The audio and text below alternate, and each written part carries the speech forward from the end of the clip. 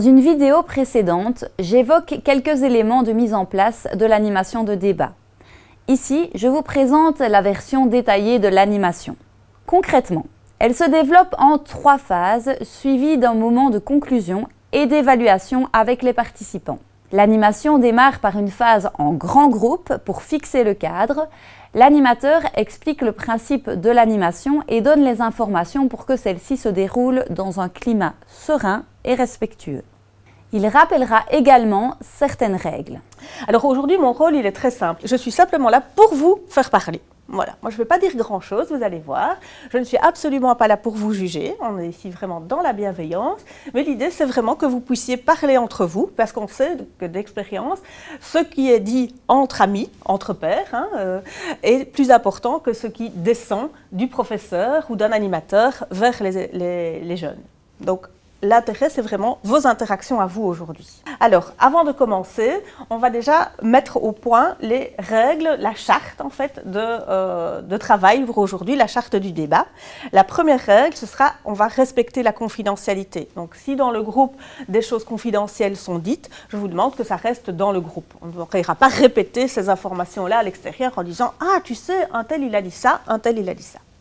La deuxième règle, c'est on respecte les avis des autres. On n'émet pas de jugement. On peut ne pas être d'accord et dire « je ne suis pas d'accord avec toi », il n'y a pas de souci, mais on le dit de manière bienveillante. On respecte vraiment l'avis de chacun. On doit être responsable de ce que l'on dit. On doit assumer ce que l'on dit. Si on dit quelque chose, on assume la position que l'on prend. Aussi, vous demandez évidemment, c'est de participer, donc de prendre la parole. Je vais vous y aider et la technique aujourd'hui aidera justement à prendre cette parole. Donc, je vous invite vraiment à le faire. Et enfin, on va s'écouter mutuellement. Donc, on va respecter que chacun ait la parole et que chacun puisse s'exprimer. Si vous voulez parler, soit ça se met dans la conversation, vous me faites un petit signe et je vous donnerai la parole. Mais moi, je vais essayer de vraiment distribuer la parole pour ne pas qu'il y ait une cacophonie qui s'installe. On passe ensuite par une phase en sous-groupe.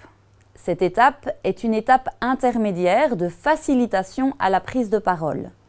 Pour certains jeunes, la prise de parole en petits groupes est plus accessible qu'en grand groupe. Ils seront alors plus à l'aise pour exprimer leurs idées lors de l'étape suivante. L'étape en sous-groupe permet aux jeunes d'amorcer le débat. Ils échangent sur les phrases et se positionnent en donnant leur avis. Pour ce faire, l'animateur forme des groupes aléatoires de 4 à 5 ados, distribue les fiches imprimées avec les phrases dans chaque groupe et les énonce à voix haute pour s'assurer qu'elles soient bien comprises. Chaque groupe doit recevoir les mêmes phrases. Ensuite, chaque sous-groupe va devoir déterminer parmi les 8 phrases proposées 2 phrases avec lesquelles le groupe est d'accord, 2 phrases avec lesquelles le groupe n'est pas d'accord, 2 phrases avec lesquelles le groupe est plus ou moins d'accord. Les éventuelles phrases restantes peuvent être laissées de côté si le groupe n'est pas parvenu à obtenir un consensus. L'idée n'est pas de procéder à un vote classique sans partage d'arguments, mais bien d'expliquer ses choix et de trouver une position commune qui convienne à tous. À ce moment, l'animateur passe dans les sous-groupes pour s'assurer que tout s'y passe bien. Lors du travail de concertation dans les sous-groupes, chacun est invité à exprimer ses arguments oralement. Quand je suis en colère, je veux tout casser, rien ne peut me calmer. Moi je veux pas tout casser. Apprendre à maîtriser sa colère. Ouais, c'est ça. Puis ça dépend de chacun, il y en a qui sont très impulsifs et qui n'arrivent pas à le maîtriser, il y en a qui arrivent, il y en a qui ne le sont pas du tout. Donc, Oui, non, franchement, il y en a qui juste pleurent quand ils sont en colère, par exemple moi. Voilà. Et du coup, non, je pense qu'il y en a qui cassent, mais voilà, ça dépend vraiment des gens. C'est pas quoi. tout le monde. Ouais, plutôt au milieu. C'est pas tout le monde, du coup c'est un peu mitigé. Le sous-groupe prépare ensuite la mise en commun en reprenant par écrit les avis récoltés et les choix qui ont abouti. Lors de la dernière phase de l'animation, les sous-groupes restent formés mais se rassemblent en grands groupes pour préserver la dynamique. Les différents points de vue vont pouvoir être échangés afin de faire évoluer la réflexion.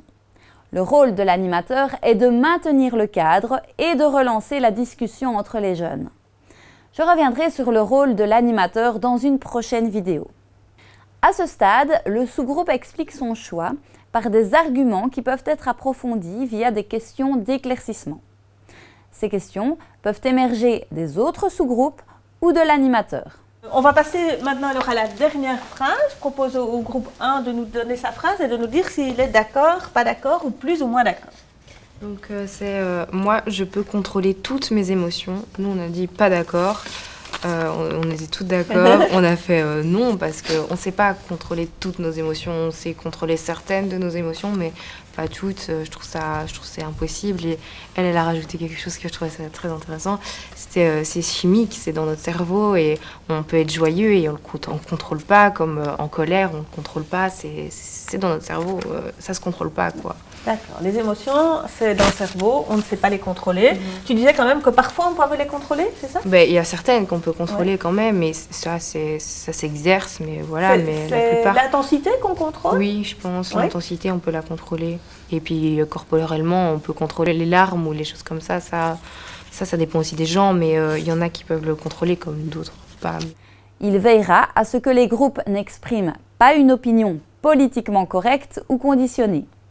Si le débat s'essouffle, l'animateur relance en posant des questions, en faisant circuler la parole entre les jeunes.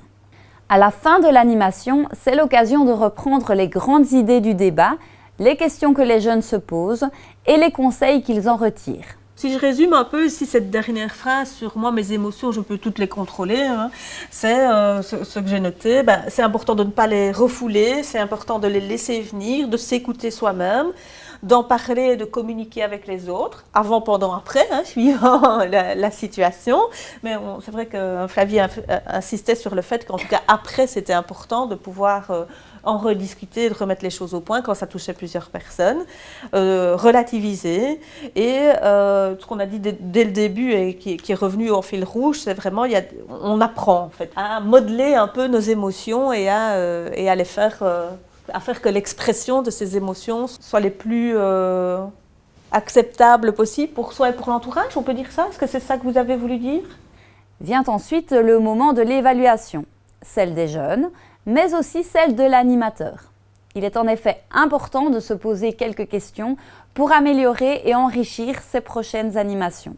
Donc c'est tout à fait anonyme et je vous demande simplement d'écrire sur le post-it comment vous vous êtes senti pendant cette animation, si vous vous êtes senti bien, si vous vous êtes senti écouté. Mais je donne des exemples, hein. Vous pouvez mettre juste très bien, juste nul, juste voilà.